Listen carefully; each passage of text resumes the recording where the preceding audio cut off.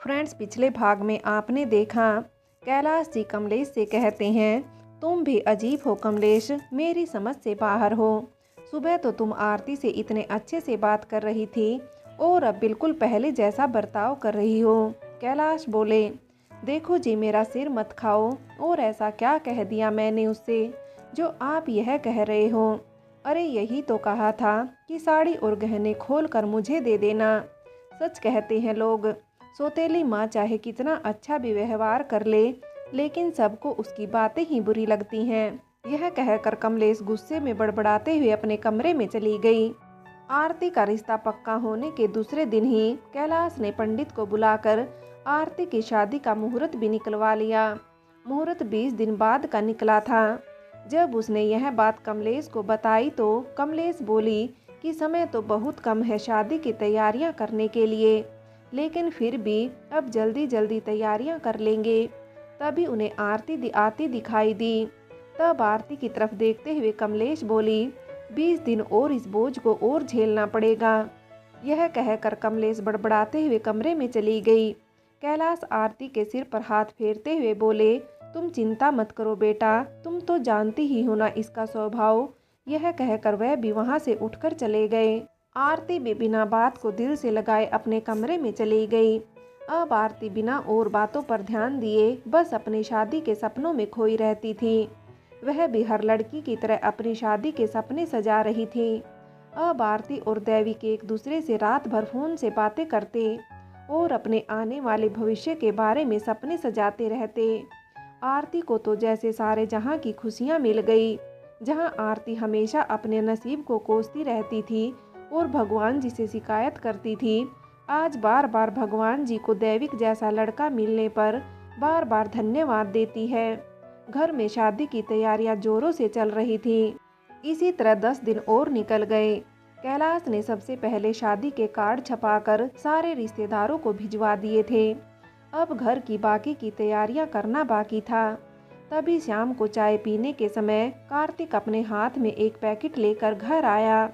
कार्तिक को आते देखकर कमलेश बोली, आओ बेटा हमारे साथ चाय पियो। यह सुनकर कार्तिक जी माँ कहकर वहां आ गया। कैलाश कार्तिक के हाथ में पैकेट देखकर सोचने लगे कि इसमें कार्तिक क्या लेकर आया है, कहीं आज भी कुछ उल्टा सीधा तो नहीं कर आया। यह सोचते ही वह चिंतित थे कि आखिर इसमें क्या है। तभी कार्तिक वहां आया और बैठ गया। कमलेश ने आरती को आवाज देकर चाय लेकर आने को कहा।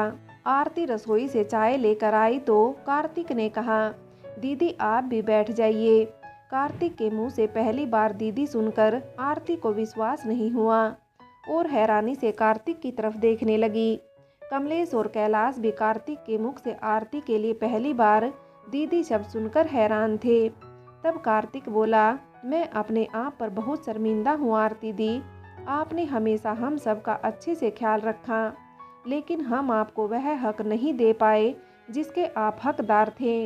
यह कहकर वह पैकेट लेकर आरती के पास गया और उसके हाथों में देते हुए बोला, दीदी यह तोहफा मेरी तरफ से। यह देखकर कमलेश बोली, क्या है इसमें? तब कार्तिक बोला, बिना कमलेश की बातों पर ध्यान दे। आरती की तरफ देखते हुए बोला, दीदी आंख खोल कर तो देखिए कि आपको पसंद आया या नहीं। यह सुनकर आरती की आंखों में आंसू आ गए और वह मुस्कुराते हुए बोली, हाँ हाँ। कांपते हाथों से और घबराते हुए आरती ने जब पैकेट खोला तो उसमें बहुत ही सुंदर लाल रंग की साड़ी थी। उसे देखकर आरती कुछ बोलती उससे पहले ही उसका गला भर आया। कार्तिक आरती की तरफ देखते हुए बोला, दीदी आपको साड़ी पसंद आई? तब आरती मुस्कुराते हुए अपने आंसू पोंछते हुए बोली, सच में कार्तिक, यह साड़ी तो बहुत ही खूबसूरत है और मुझे बहुत पसंद है। यह देखकर कैलाश बोले, कार्तिक विश्वास नहीं होता कि तुम एकदम से ऐसे कैसे। कैलाश अपनी बात पूरी कर पाते उससे पहले ही कार्तिक बोल पड़ा, मैं जानता हूँ पापा, आपको मेरा आरती दीदी के प्रति स्नेह प्यार दिखावा लग रहा है, लेकिन मैं आपकी सौगंध खाकर कहता हूँ कि मैं सचमुच में बदल गया हूँ पापा। मैंने आप सबको बहुत दुख दिया है, लेकिन जब आरती दीदी का रिश्ता पक्का हुआ और जैसे उसकी शादी की तारीख नज़दीक आ रही है, वैसे मुझे एहसास हो रहा है कि आरती दीदी मेरे लिए क्या है। आरती दीदी ने हम सब लोगों का कितना ख्याल रखा है। मुझे अपनी गलती का अफसोस है पापा। कमलेश हैरानी से अपने बेटे को देख रही थी। तब कमलेश आरती से बोली, अब गंगा जमुना बहाती रहोगी या घर का कुछ और काम धाम भी करोगी? यह सुनकर आरती साड़ी उठाते हुए बोली, जी माँ कहकर चली गई।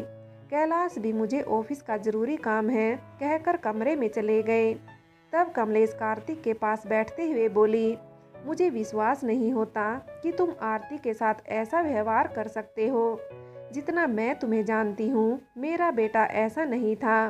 कार्तिक बोला, हाँ माँ, आपको विश्वास नहीं हो रहा कि मैं इतना बदल गया हूँ, लेकिन यह सच है कि मैं सचमुच बदल गया हूँ। अब जब कुछ दिनों बाद आरती दीदी हम सब से दूर जाने वाली है तो मुझे उसकी अहमियत का एहसास हुआ।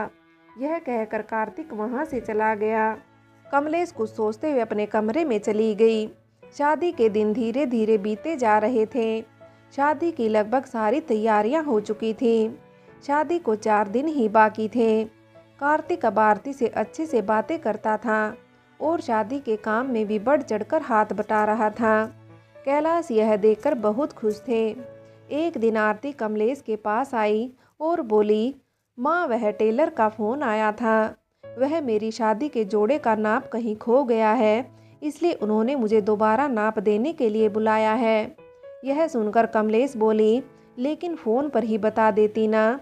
तब आरती बोली, मैंने कहा था, लेकिन उन्होंने कहा कि फ़ोन पर से बताने पर सही अंदाज़ा नहीं लगेगा।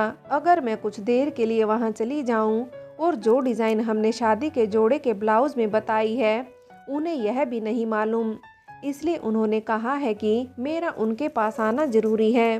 तब कमलेश गुस्से में बोली, अब मैं तुम्हारे साथ चलूँ या घर के काम करूँ? वैसे ही बहुत काम है और तुम्हारे पापा तो शादी के काम से बाहर गए हैं। शादी को कितने दिन हैं और अब तक शादी का जोड़ा भी तैयार नहीं हुआ। कमलेश गुस्से में बोली। तभी कार्तिक कमरे से निकलते ही बोला, अरे चिंता करने की कोई ज़रूरत नहीं है माँ, आरती दीदी को लेकर मैं चला जाता हूँ। कमलेश कार्तिक की तरफ देखते हुए बोली, हाँ ठीक है, तुम ही लेकर जाओ उसे, और हाँ जल्दी जाकर आना, वैसे भी बहुत सारे काम है घर में। कमलेश गुस्से में बोली, जी जी माँ जी, जल्दी आती हूँ। यह कहकर आरती कार्तिक के साथ घर से बाहर निकल गई। घर से निकले हुए लगभग 2 घंटे हो गए थे, जबकि टेलर के जाने का रास्ता मुश्किल से बस 15 मिनट का था। कैलाश बाजार से घर लौट आए थे। अंधेरा होने को था। कैलाश घर में आकर कमलेश से बोले, कमलेश आरती कहाँ है, कहीं दिखाई नहीं दे रही है। तब कमलेश गुस्से में बोली, अरे टेलर के यहाँ नाप देने गई थी कार्तिक के साथ, पता नहीं अभी तक घर क्यों नहीं आई, गए हुए भी लगभग 2 घंटे हो गए हैं। तब कैलाश बोले कि इसमें घबराने की क्या बात है, हो सकता है कि कोई और ज़रूरी काम आ गया हो या फिर कोई और पुरानी सहेली मिल गई हो, इसलिए इतनी देर हो गई। तब कमलेश बोली, इस लड़की को बिना घर से बाहर निकलने का बहाना चाहिए। अब यह भी नहीं सोचती कि अंधेरा होने को आया है, अब घर चलना चाहिए। तब कैलाश बोले, इसमें घबराने की क्या बात है, अरे भाई कुछ देर में आ जाएगी। तब कमलेश बोली, मेरा कार्तिक तो बड़ा भोला भाला है, उस आरती की बच्ची ने ही उसे रोक लिया होगा। कमलेश बड़बड़ाते हुए काम कर रही थी। तभी अचानक दरवाजे पर किसी की आहट हुई। तभी कमलेश कैलाश की तरफ गुस्से में देख बोली, हाँ आ गई है शायद आपकी लाडली, अब खबर लेती हूँ। कहते हुए कमलेश दरवाज़ा खोलती है। आरती घायल अवस्था में, उसके कपड़े फटे हुए थे और शरीर में जगह जगह चोट के निशान थे जिनसे खून बह रहा था। आरती रोते हुए कमलेश के दरवाजा खुलते ही दरवाजे पर गिर गई। कमलेश यह देखकर बोली, आरती क्या हुआ बोलो ना। फिर अपने पति से आवाज़ लगाकर बोली, अजी आइए ना। कमलेश के चिल्लाने की आवाज़ सुनकर कैलाश अंदर से क्या हुआ कमलेश कहते हुए बाहर आए। वह भी आरती की ऐसी हालत देखकर घबरा गए। तब कमलेश और कैलाश ने आरती को सहारा देकर घर के अंदर ले आए। कमलेश जल्दी से अंदर से एक चादर ले आई और उसके शरीर के ऊपर कपड़ों पर डाल दी। फिर कैलाश ने घबराते हुए कहा, क्या हुआ बेटा यह सब? तब कमलेश बोली, हाँ आरती बताओ क्या हुआ तुम्हारे साथ और किसने किया यह सब कुछ? और मेरा कार्तिक कहाँ है? तुम तो उसके साथ गई थी ना, फिर अकेले कैसे? बताओ ना आरती। तब कैलाश बोले, कमलेश हमारी बेटी बहुत घबराई हुई है। तब कमलेश बोली, आरती बोलो ना, मेरा जी बैठा जा रहा है, पता नहीं मेरा बेटा किस हालत में होगा। तब आरती बोली, वह माँ कार्तिक कार्तिक। आरती घबराहट के मारे हड़बड़ा रही थी और उसके हाथ पैर बुरी तरह कांप रहे थे। यह देखकर कैलाश बोले, कमलेश थोड़ा धैर्य रखो, हमारी बेटी की हालत खराब है, पहले जाकर अंदर से दवाइयों का बॉक्स लेकर आओ, देख रही हो उसे कितनी चोट लगी है। कैलाश अपने आंसू पोंछते हुए बोले। कमलेश उसकी बातों पर ध्यान दिए बिना बोली, पता नहीं मेरा कार्तिक किस हालत में होगा। अरे यह बता भी तो नहीं रही थी आखिर में उनके साथ क्या हुआ है। मैंने तो मना किया था कि मत जाओ, फ़ोन पर ही टेलर को नाप बता दो, लेकिन इसने कहा कि इसका जाना जरूरी है तो मैंने कार्तिक के साथ भेज दिया। मुझे क्या पता कि ऐसा कुछ हो जाएगा। यह कहकर कमलेश रोने लग गई और फिर आरती की तरफ गुस्से में देखते ही बोली, अरे कुछ तो बोल, क्या हुआ है तुम्हारे साथ? मेरा जी बैठा जा रहा है, मेरा बेटा कहाँ है बताओ ना। कमलेश लगातार आरती से कार्तिक के बारे में पूछे जा रही थी, लेकिन आरती रोए जा रही थी। तब कैलाश जल्दी से दौड़कर कमरे में से दवाइयों का बॉक्स लेकर आए और कमलेश को देते हुए बोले, लो जल्दी से आरती बेटी की चोटों पर लगा दो, मैं अभी डॉक्टर को फ़ोन कर बुलाता हूँ। यह सुनकर कमलेश बोली, मुझे पहले मेरा बेटा चाहिए, बताओ कहाँ है आरती मेरा बेटा, मैं तुमसे आखिरी बार पूछ रही हूँ। यह सुनकर आरती ने अपने आंसू पोंछे और बड़बड़ाते और घबराते हुए बोली, माँ कार्तिक मुझे लेकर जब टेलर के पास गया था तो वह रास्ते में एक गली की तरफ हाथ करके बोला कि यहाँ पर उसका एक दोस्त रहता है, उसे कुछ ज़रूरी काम है, इसलिए कुछ देर में उससे मिलना चाहता हूँ। तो मैंने कहा कि आप जाओ, मैं यहीं गली के कोने पर आपका इंतज़ार कर रही हूँ। लेकिन कार्तिक ने कहा कि मैं तुम्हें अकेले छोड़कर नहीं जा सकता और वह मुझे अपने साथ ले गया। मैं उसके दोस्त के घर के बाहर बैठ गई और कार्तिक अंदर चला गया। कुछ देर बाद कार्तिक आया और मुझसे बोला कि आपको मेरे दोस्त की माँ बुला रही हैं, इसलिए दीदी आप भी अंदर चलो, मुझे कुछ वक्त और लगेगा। जब मैंने मना करना चाहा तो कार्तिक ने कहा कि आपको मेरे दोस्त की माँ बुला रही है, अगर आप नहीं चलोगे तो वह खुद ही आपको बुलाने आ जाएगी। उसके बार बार कहने पर मैं अंदर चली गई। माँ वह मुझे एक कमरे में ले गया और बोला, वह आंटी किचन में है, अभी कुछ देर में आ रही है। मैं वहीं बैठे उसका इंतज़ार करने लगी। तब कुछ देर बाद कार्तिक के वही 4-5 दोस्त जिनको उस दिन पापा ने डांटा था वहाँ आए। उन्हें देखकर मैं काफ़ी घबरा गई।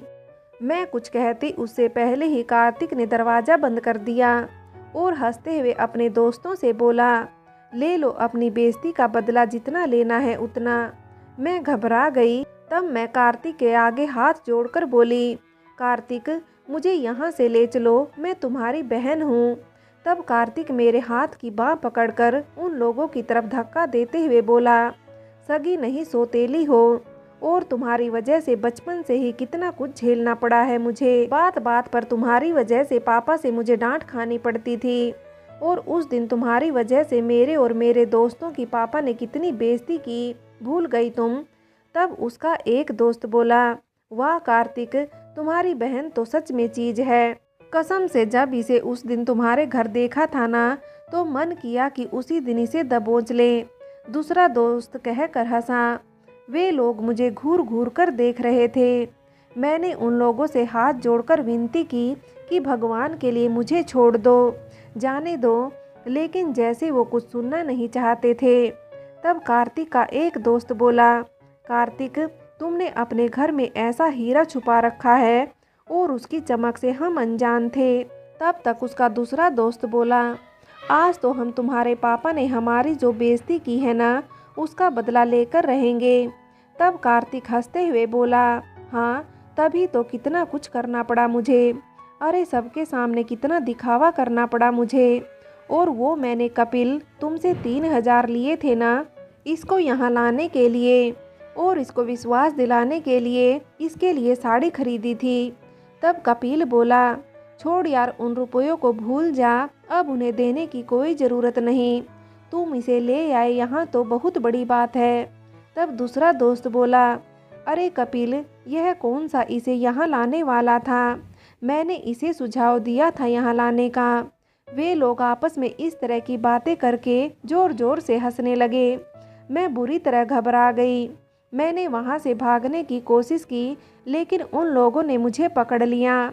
मैं काफ़ी रोई गिड़गिड़ाई, लेकिन उन लोगों पर कोई असर नहीं हुआ। तब कार्तिक उनसे बोला, अच्छा भाई लोगों, मैं चलता हूँ। और तब उसका एक दोस्त बोला, अरे यह तो बता कि बाद में इसका क्या करना है? तब कार्तिक बोला, करना क्या है, छोड़कर चले जाना। अरे बेशरम, घर जाएगी तो चली जाएगी, वरना कहीं डूब कर मर जाएगी, हमें क्या लेना देना इससे। और वैसे भी कोई कुछ करने वाला नहीं है हमारा, क्यों अतुल? कार्तिक अपने एक दोस्त की तरफ हंसते हुए बोला। तब कार्तिक का दोस्त कपिल बोला, यह बात तो सही है, आखिर में अतुल के पापा यहाँ के एसआई हैं। अरे वही पुलिस का तो लफड़ा होने से रहा, तो हमें डरने की क्या ज़रूरत है। कार्तिक मुझे वहाँ छोड़कर चला गया। मैं रोई गिड़गिड़ाई, लेकिन उसने एक बार भी पलटकर मेरी तरफ नहीं देखा और चला गया। उन लोगों ने 1 घंटे तक मेरी इज्जत से आरती कहते हुए रो पड़ी। यह सुनकर कैलाश के जैसे पैरों तले जमीन खिसक गई। उसका सिर चकराने लगा। वह धड़ाम से वहीं बैठ गए। फिर कमलेश की तरफ देखते हुए गुस्से में बोले, देख लिया अपने लाड प्यार का नतीजा। आज मेरी बेटी की ज़िंदगी बर्बाद कर दी उसने। जिंदा नहीं छोड़ूंगा, जान से मार डालूंगा, जान से मार डालूंगा। कैलाश गुस्से में ज़ोर से चिल्ला उठे। उसका पूरा शरीर पत्ते की भांति कांपने लगा। तब कमलेश बोली, ऐसा नहीं हो सकता, मैं उसे अच्छे से जानती हूँ। कार्तिक ऐसा नहीं कर सकता। हो सकता है इसके साथ कोई और घटना घटी हो, जिसकी वजह से यह अपना मानसिक संतुलन खो आई हो, इसलिए कार्तिक के बारे में उल्टी सीधी लगा रही हो। और यह भी तो हो सकता है कि इसने मेरे बेटे के साथ कोई अनहोनी करवाई हो और अब अपने आप को बचाने के लिए यह सब दिखावा कर रही हो। फ्रेंड्स, आगे की कहानी के लिए कहानी का अगला भाग देखें।